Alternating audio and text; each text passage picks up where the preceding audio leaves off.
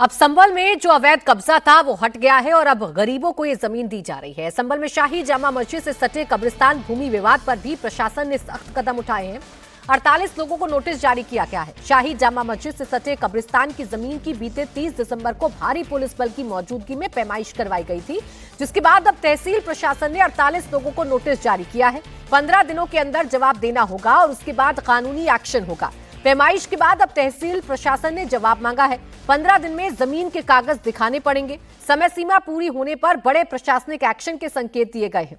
इस कार्रवाई से एक बार फिर इलाके में हलचल बढ़ गई है। शाही जामा मस्जिद के पास स्थित कब्रिस्तान की इस भूमि को लेकर कई तरीके के आरोप हैं।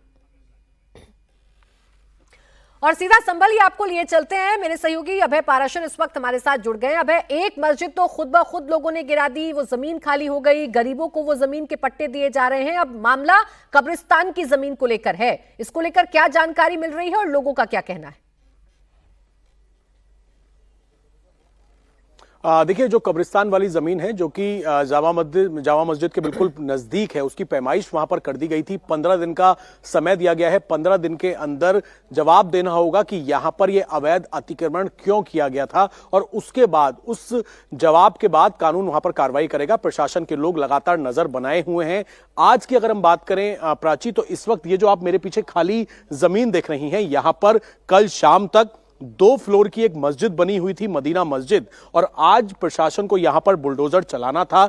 10 बजे कार्रवाई शुरू होनी थी, क्योंकि तकरीबन 2 महीने से यह नोटिस दिया गया था मदीना मस्जिद कमेटी के लोगों को कि या तो आप खुद ही इस मस्जिद को यहां से हटा लें, जो कि 2005 में आवासीय जो जमीन थी गरीब लोगों की, उस पर कब्जा करके तकरीबन 439 वर्ग मीटर पर यह मस्जिद बनाई गई थी। अगर आप इस पर कार्रवाई नहीं करेंगे तो इस पर प्रशासन बुलडोजर चलाएगा। कुछ हथौड़े चलाए गए बीच में, लेकिन पूरी इमारत को नहीं गिराया गया था, क्योंकि म्याद खत्म हो गई थी। 3 तारीख तक का वक्त दिया गया था।